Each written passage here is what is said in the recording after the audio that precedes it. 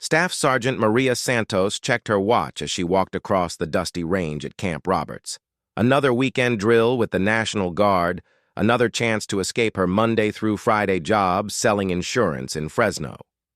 The California sun beat down on the shooting range, where a dozen soldiers prepared their rifles for long-range qualification.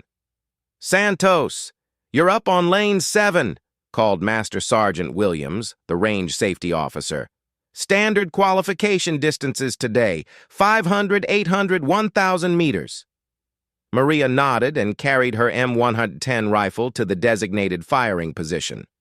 Around her, other weekend warriors from the 1st Battalion settled into their lanes. Most were part-timers like herself, teachers, mechanics, store managers who served one weekend a month. Good soldiers, but not the elite shooters found in active-duty sniper units. She had joined the Guard 6 years ago, drawn by the marksmanship training and the chance to serve her country without leaving her civilian life completely behind. What started as curiosity about military service had become a genuine passion for precision shooting. Every month she looked forward to these weekend drills more than anything else in her routine life. "Wind's picking up from the west," observed Specialist Johnson from the next lane. He was a young guy who worked at a tire shop during the week. "Going to make the 1,000-meter shots interesting." Maria studied the flags downrange. Johnson was right. The wind had shifted since they started setting up. She pulled out her small notebook and jotted down wind speed and direction estimates. Most of the other soldiers relied on gut instinct and basic training, but Maria had spent her own time and money learning advanced ballistics. She read every manual, watched every instructional video, and practiced calculations until they became second nature. The range went hot, and the first string of fire began at 500 meters. Maria settled behind her rifle, adjusted her scope, and began the familiar ritual of controlled breathing and trigger control. The steel target rang with each hit. Clean shots, center mass, exactly where they should be. At 800 meters, the wind became more of a factor. She watched other soldiers struggle with their shots, some missing the target completely. Maria compensated for wind drift and elevation, her shots still finding their mark. She had always been good at math, which helped with the calculations, but there was something else too, an intuitive feel for the rifle and the environment that couldn't be taught from books. "Outstanding shooting, Santos," Master Sergeant Williams said as he checked her target through binoculars. "Ready for the 1,000-meter stage?" The 1,000-meter range was where weekend warriors usually struggled. It required precise adjustments for bullet drop, wind drift, and atmospheric conditions that changed by the minute. Most soldiers were happy to hit the target at all from that distance. Maria loaded fresh ammunition and adjusted her position.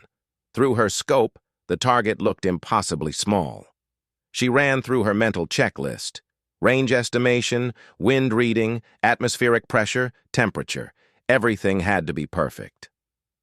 Her first shot hit low and left of center. She made micro-adjustments to her scope and fired again. This time, the bullet struck closer to the bullseye.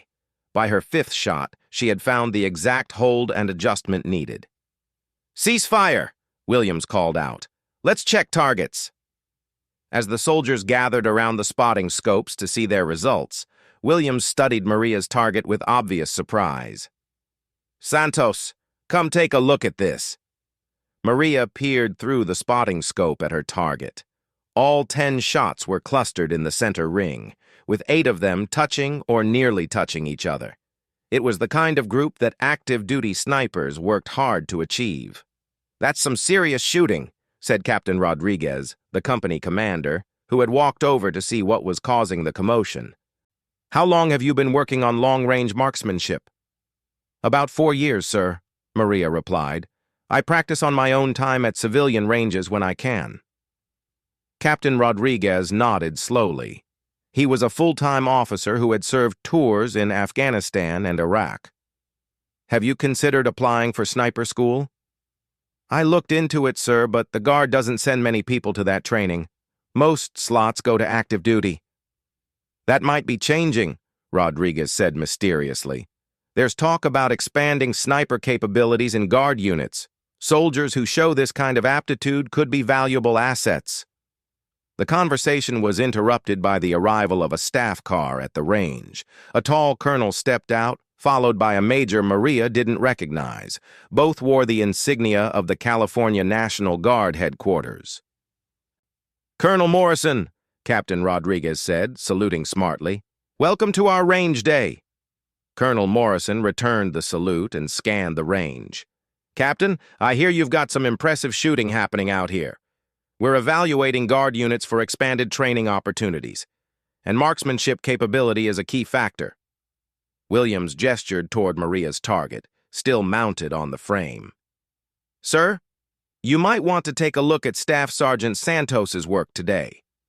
The colonel walked over to examine the target, the major close behind. They spoke quietly together, occasionally glancing back at Maria. "Staff Sergeant Santos," Colonel Morrison called. "Approach." Maria walked over and snapped to attention. "Yes, sir. Tell me about your shooting background. Any formal training beyond basic military instruction?" "No formal sniper training, sir. I've studied ballistics and marksmanship on my own time. I compete in civilian long-range competitions when possible." "Competitions?" The major pulled out a small notebook. "What kind of results?" "I've placed in the top 3 at several regional matches, sir. Last year, I won the women's division at the California State Long Range Championship." Colonel Morrison and the major exchanged looks. "Staff Sergeant, how would you feel about attempting some shots beyond our standard qualification ranges?" Maria felt her pulse quicken. "Sir, I'd be honored to try. Major Chen here is our state marksmanship coordinator. He's been tasked with identifying soldiers who might benefit from advanced training opportunities. We have approval to test selected personnel at extended ranges." Major Chen stepped forward. "We've set up targets at 1,500, 2,000, and 2,500 meters on the extended range. These are distances that challenge even school-trained snipers. Interested?" "Absolutely, sir."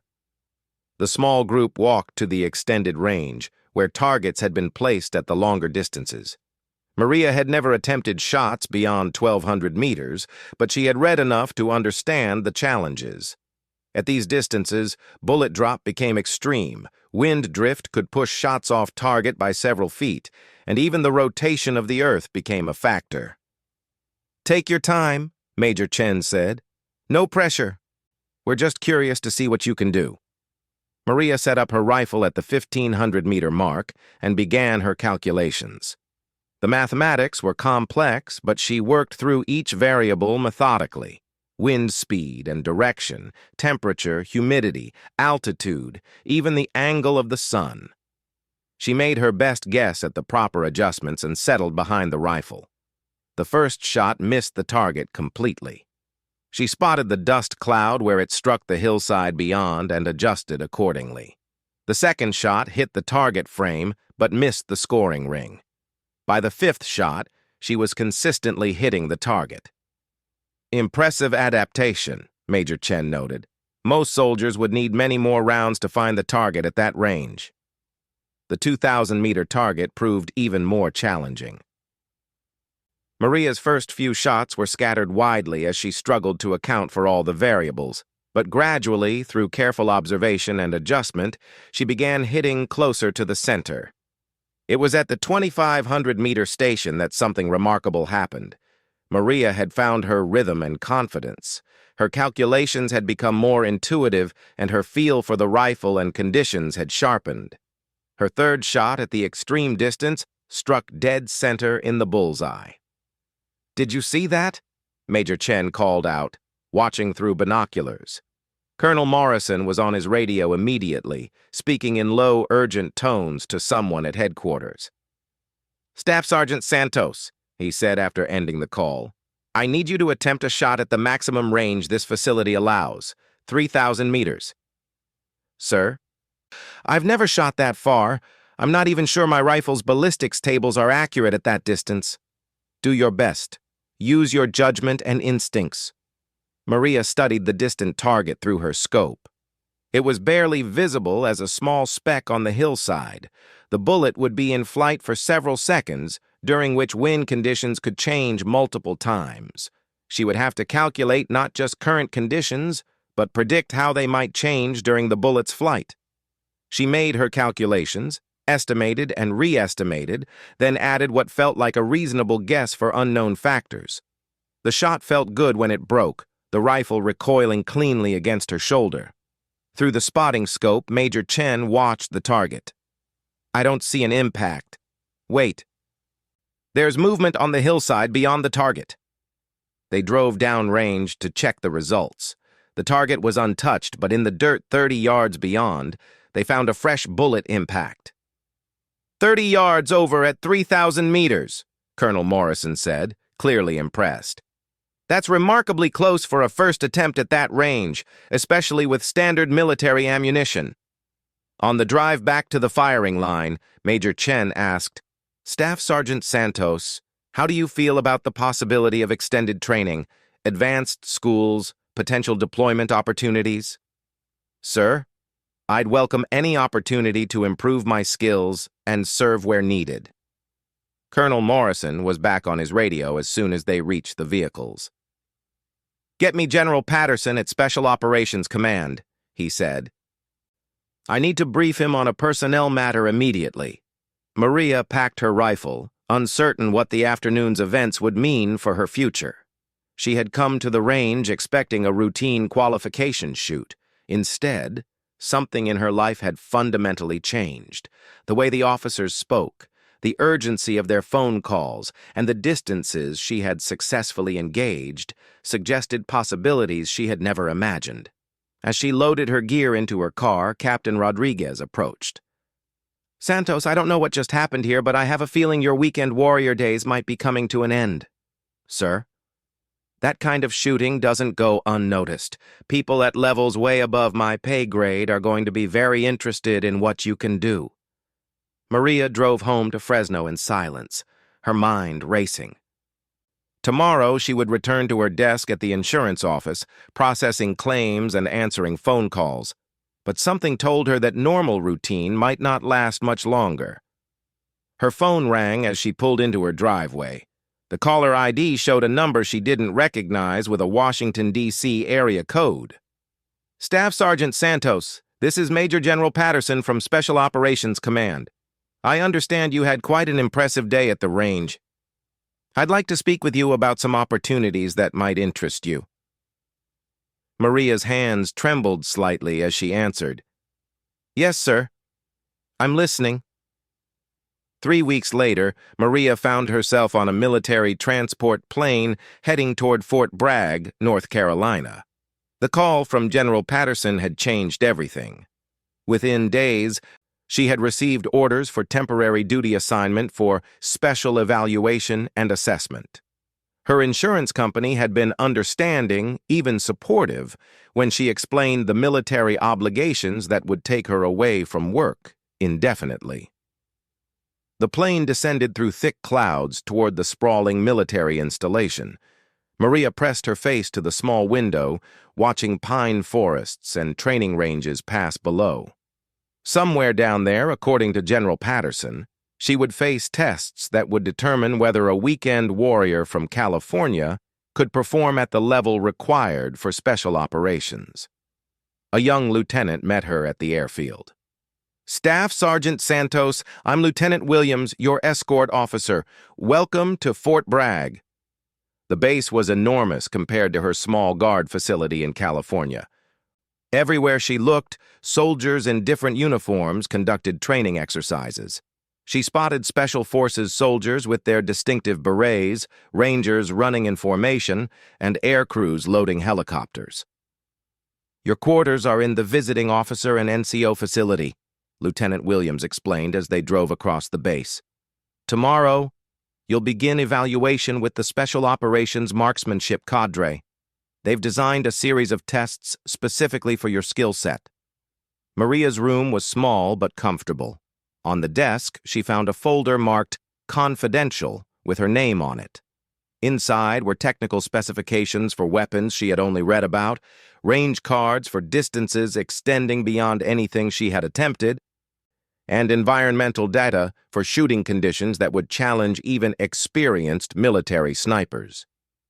Her phone rang. Captain Rodriguez's familiar voice came through clearly. "Santos, how are you holding up?" "Honestly, sir, I'm nervous. This is way beyond anything I expected when I joined the Guard. Listen, I've been talking with people here who know more about these special programs than I do. Word is they're looking for natural talent that can be developed quickly. The military needs people who can operate in situations where there isn't time for years of conventional training." "What kind of situations?"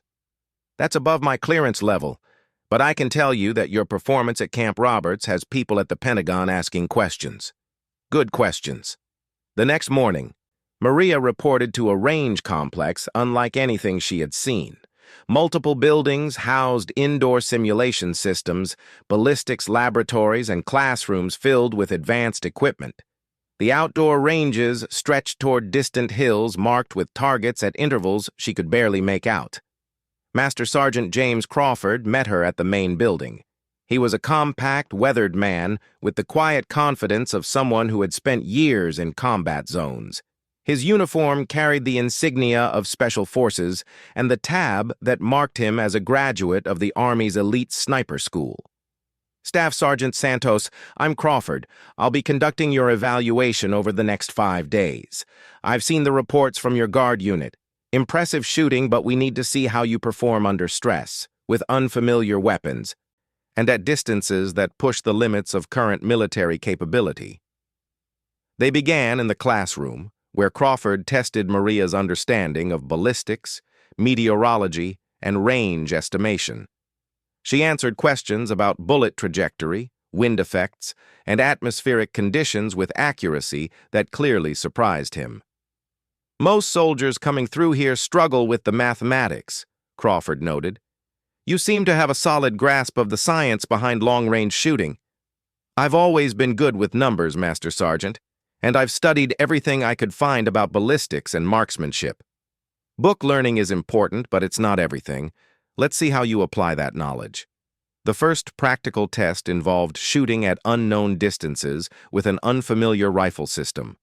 Maria was given a .300 Winchester Magnum rifle she had never fired before and told to engage targets at ranges she had to estimate herself. She studied the targets through binoculars, using techniques she had learned from competitive shooting to judge distance. The mathematics were more complex with the unfamiliar ballistics of the .300 Winchester, but she worked through the calculations methodically. Her first shots were close but not perfect. Crawford observed silently as she made adjustments based on where her bullets struck. Within 10 shots, she was hitting consistently at ranges from 800 to 1,500 meters. "Good adaptation," Crawford said. "Tomorrow we'll work with the really challenging stuff." Day 2 brought weather complications. A storm system moved through the area, bringing wind gusts, changing temperatures, and intermittent rain. Crawford led her to a covered firing position overlooking a valley where targets had been placed at extreme distances. "Weather like this is when most shooters give up," he explained. "Conditions change by the minute. Wind shifts direction and speed constantly. Temperature drops affect bullet trajectory. Most people can't make the constant adjustments required." Maria studied the valley through her scope. Flags and wind indicators showed conditions that changed even as she watched. She would have to read the environment continuously and adjust for conditions that might be different at the target than at her firing position. The rifle Crawford provided was a precision instrument she had only seen in magazines, a custom-built system chambered in .338 Lapua Magnum, designed specifically for extreme-range shooting. The scope was more sophisticated than anything she had used, with features for ranging and ballistic compensation. "First target is at 1,800 meters, Crawford said. "Take your time and work through the problem." Maria calculated wind drift, bullet drop, and temperature effects, then adjusted for the fact that conditions would likely change during the bullet's 3-second flight time. Her first shot hit the target but missed the center ring. She observed the wind flags, made adjustments, and fired again. The second shot was closer. By her fifth shot, she had found the rhythm of reading the constantly changing conditions. She was hitting the center of the target consistently, compensating for wind gusts and temperature variations that would have frustrated more experienced shooters. "I want to try something," Crawford said after watching her work for an hour. "There's a target at 2,500 meters. Conditions are challenging, but I'm curious to see how you handle it." The distant target was barely visible through the scope. Wind indicators showed different conditions at various points along the bullet's path. Maria studied the problem for several minutes, calculating not just current conditions, but trying to predict how they would change during the extended flight time. Her first shot missed, but she observed where it struck and made corrections. The second shot hit the target frame. The third shot found the center ring. Crawford was on his radio immediately. "Colonel, you need to see this. Santos just made a first-round hit at 2,500 meters in shifting wind conditions." Within minutes, a convoy of vehicles arrived at the range. Maria recognized Colonel Morrison from her guard unit, but the other officers were unfamiliar. The highest ranking was a brigadier general whose uniform carried special operations insignia and ribbons from multiple combat deployments. "Staff Sergeant Santos," the general said after being briefed on her morning's performance. "I'm General Martinez, Special Operations Command. We've been following your evaluation with great interest." "Yes, sir. I understand you made consistent hits at 2,500 meters in difficult conditions using an unfamiliar weapon system." "Yes, sir. Master Sergeant Crawford has been very helpful in explaining the equipment." General Martinez studied the target reports Crawford handed him. "We'd like to attempt something that's never been tried with a soldier of your experience level. Are you willing to push the limits of what's possible?" "Sir, I'm here to do whatever is required." The general led the group to vehicles for a drive to what Crawford called the extreme range. They traveled several miles to a valley where a single target had been placed on a distant hillside. The drive took 15 minutes, which gave Maria some idea of the distance involved. 3,500 meters, General Martinez explained as they set up at a firing position on a ridge overlooking the valley. "The maximum effective range of the rifle system and ammunition we're using. At this distance, environmental factors become extremely complex." Maria looked through her scope at the target. It was a tiny speck in the distance, barely distinguishable from the surrounding terrain. The bullet would be in flight for over 4 seconds, during which numerous variables could affect its path. "Take all the time you need," Crawford said, setting up a laptop computer with ballistics software. "Use any resources available. There's no shame in not making this shot. Most trained snipers couldn't do it." Maria spent 40 minutes studying conditions, running calculations, and preparing for the shot. Wind patterns were different at various elevations and distances along the bullet's path. Temperature gradients between her position and the target would affect trajectory. Even the rotation of the Earth would influence the bullet's flight at this extreme range. She made her calculations, entered them into the ballistics computer to verify her work, then made final adjustments to her rifle's scope. The mathematics involved were beyond what most soldiers could handle, but Maria had always found complex calculations calming rather than stressful. "Ready when you are," General Martinez said quietly. Maria settled behind the rifle, controlled her breathing, and began the final preparation ritual that had become second nature. Through the scope, the target seemed impossibly distant and small. She reminded herself that all the calculations had been done correctly. Now it was just a matter of executing a perfect shot. The rifle recoiled smoothly against her shoulder. Through the scope, she watched for any sign of impact, but the distance was too great to see bullet strike. Crawford was watching through a high-powered spotting scope connected to a computer system that could track bullet flight. The seconds passed slowly as everyone waited for the bullet to complete its journey. "Impact," Crawford called out. "I need to check the exact placement." The computer system processed the impact data and displayed the results on a monitor. Maria had hit the target 18 inches from center, an incredibly close miss at 3,500 meters. "Outstanding," General Martinez said. "That's closer than many trained military snipers achieve on their first attempt at that distance." "Sir, I missed." Staff Sergeant at that range. Being within 18 inches is considered a successful engagement. You just demonstrated capability that puts you in the top 1% of military marksmen worldwide. Maria felt a mixture of pride and disappointment. She had wanted to hit dead center, but she understood the significance of what she had accomplished. General Martinez pulled her aside while the other officers examined equipment and discussed what they had witnessed. "Santos, I'm going to be direct with you. We have requirements for marksmen who can operate at extreme ranges in situations where conventional sniper training isn't sufficient. Your natural ability, combined with accelerated training, could make you valuable in operations that require capabilities we don't currently have." "Sir, what kind of operations?" "That depends on how the rest of your evaluation goes. But I can tell you that your weekend warrior status is about to change permanently. Are you prepared for that level of commitment?" Maria thought about her quiet life in Fresno, her routine job, her comfortable but unremarkable existence. Then she looked at the target 3.5 kilometers away that she had nearly hit on her first attempt. "Yes, sir. I'm ready for whatever comes next." 2 days later, Maria stood on a different range entirely.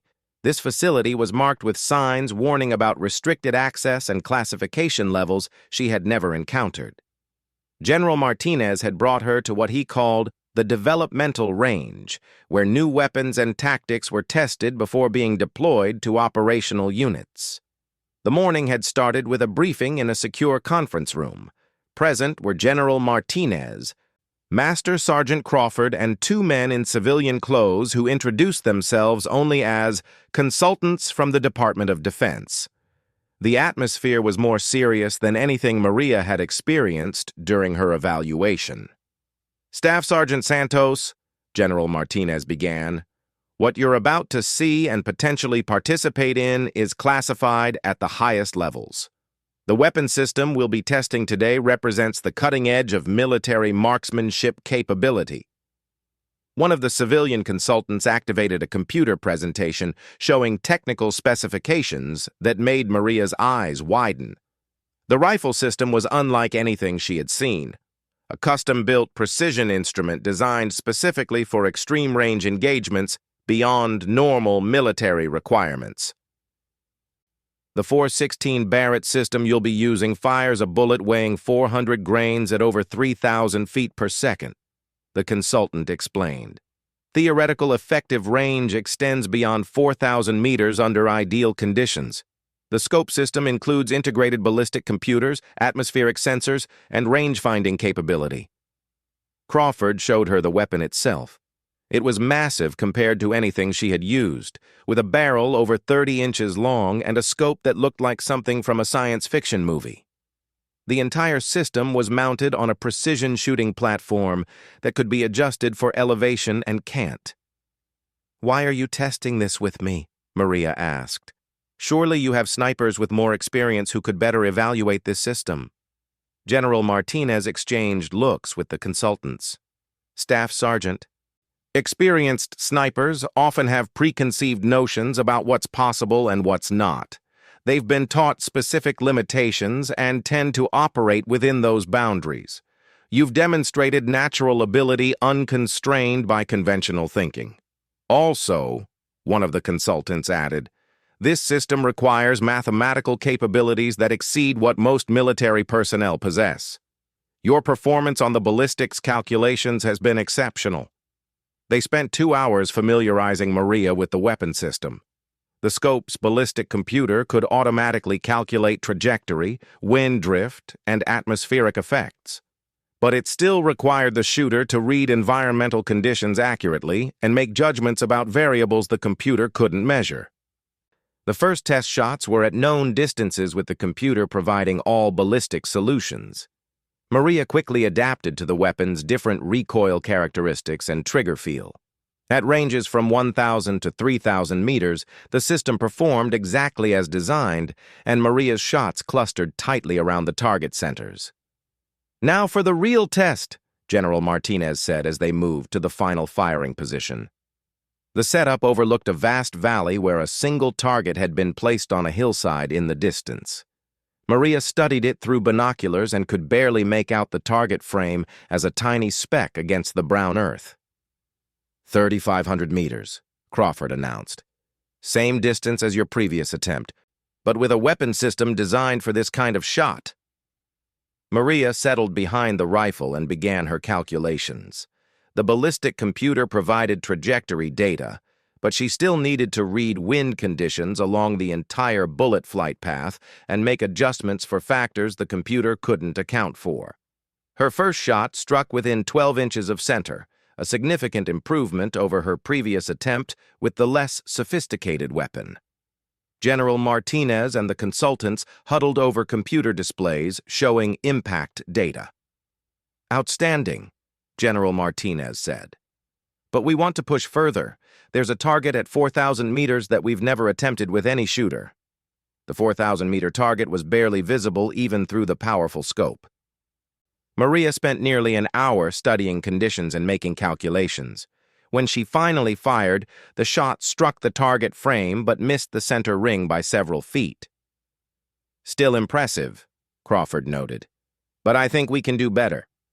One of the consultants approached with a tablet computer showing topographical maps of the area. "There's actually another target we've had placed for theoretical testing. It's at the absolute maximum distance this valley allows, 3,532 meters. Maria felt her heart rate increase. 3,532 meters? The computer modeling suggests it's possible with this weapon system under current conditions. The question is whether a human shooter can execute the calculations and shot placement required. General Martinez studied weather data on another computer. Atmospheric conditions are nearly optimal. Light wind, stable temperature, good visibility. If we're going to attempt this distance, today is the day to do it.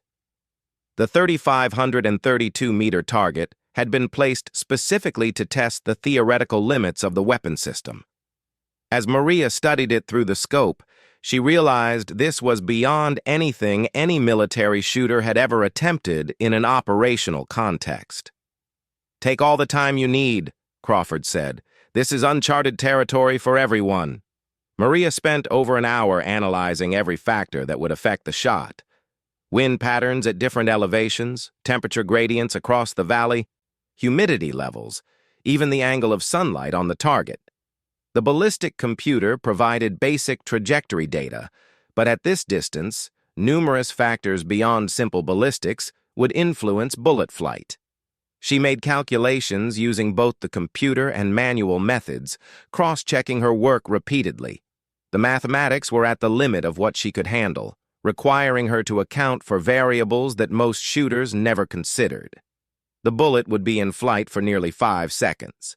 During that time, wind conditions could change, the Earth's rotation would affect trajectory, and even minor variations in atmospheric pressure could push the shot off target. "Ready when you are," General Martinez said quietly. Maria made her final adjustments to the scope, settled into the shooting position, and began her breathing ritual. Through the scope, the target was barely more than a dot against the hillside background. She reminded herself that all the calculations had been done correctly. Now it came down to executing a perfect shot. She controlled her breathing, took up slack in the trigger, and applied steady pressure until the rifle fired. The recoil was substantial but manageable, and she maintained sight picture to observe any sign of impact. The seconds passed slowly as everyone waited. At this distance, even sound from the impact would take time to return to their position. Crawford watched through multiple spotting systems as computer displays tracked atmospheric conditions and calculated probable impact areas. The tension was obvious, as military personnel who had seen everything waited to learn whether a weekend warrior from California had just accomplished something that existed only in theory. "Impact," Crawford called out suddenly. "I need to verify placement." The computer systems processed impact data while everyone gathered around the displays. When the results appeared, the room fell silent. "Dead center," Crawford announced. "First round hit at 3,532 meters. General Martinez stared at the data, then at Maria, then back at the computer screen showing the confirmed impact. "Are you certain of this data?" "Yes, sir. Verified impact, center ring, 3,532 meters. One of the civilian consultants was already on a secure phone, speaking rapidly to someone at a much higher level of command. General Martinez pulled Maria aside while the others examined equipment and verified results. "Staff Sergeant Santos, do you understand what you just accomplished?" "I made a very long shot, sir. You just achieved something that military snipers didn't think was possible. That shot exceeded the performance parameters of our most optimistic projections for this weapon system." Maria looked back at the distant target, still barely visible as a speck on the hillside. The magnitude of what had happened was beginning to sink in. "Sir, what happens now?" "Now you're going to get a phone call from people whose names you'll probably recognize from news broadcasts. This demonstration will be briefed at the highest levels of military command within hours." The civilian consultant approached, holding a satellite phone. "General Martinez, I have General Parker on the line. Secretary of Defense is standing by for a briefing on today's results." Maria watched as General Martinez took the phone and walked away for a private conversation. She could hear only fragments, but words like unprecedented, immediate deployment consideration, and strategic capability were clearly audible. When General Martinez returned, his expression was serious. "Santos, pack your gear. We're flying to Washington tonight. You have meetings tomorrow with people who will determine how the military uses the capability you just demonstrated." Crawford approached with a printed copy of the shot data. "For the record," he said, "this is the longest confirmed sniper kill shot in military history, even though it was against a paper target. The previous record was just over 2,500 meters in combat. Master Sergeant, I'm not a sniper. I'm just someone who's good with math and has steady hands." "Not anymore," Crawford replied. "As of about 10 minutes ago, when General Martinez briefed the Pentagon, you became one of the most important weapons assets in the United States military." The flight to Washington that evening passed in a blur. Maria found herself on a military jet with General Martinez and the civilian consultants, all of whom spent the flight making phone calls and reviewing classified documents she wasn't allowed to see.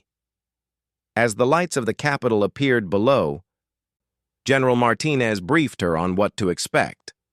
"Tomorrow you'll meet with senior leadership who will discuss deployment options. There are situations developing around the world that require capabilities we didn't think we had until today." "Sir, I still work at an insurance company in Fresno." "Not anymore. Your military status changed the moment that bullet hit target at 3,532 meters. You're about to become part of operations that most people don't know exist." The plane landed at a military airfield outside Washington. As they descended the steps onto the tarmac, Maria saw a convoy of black vehicles waiting under bright floodlights. Her phone buzzed with a text message from Captain Rodriguez. "Santos, just got word from state headquarters that you've been activated for indefinite special duty assignment. Don't know what you did out there, but apparently it was extraordinary. Proud to have served with you." As she climbed into the lead vehicle, Maria realized that her life as a weekend warrior selling insurance was over. The person who had made that shot in the California desert existed only in memory now. Whatever came next would be unlike anything she had imagined when she first put on a military uniform. The convoy pulled away from the airfield toward a city where decisions would be made about how to use a capability that had existed only in theory until a former insurance saleswoman from Fresno proved it was possible. Her phone rang one final time before entering the secure area where personal communications would be restricted. The caller ID showed her supervisor from the insurance office. "Maria, I got your message about extended military duty. Don't worry about the job. We'll hold your position as long as needed. Just wanted to say, whatever you're doing out there, it must be pretty important for the Army to pull you away so suddenly." As Maria looked out the window at the Washington monuments illuminated against the night sky, she knew her supervisor was right.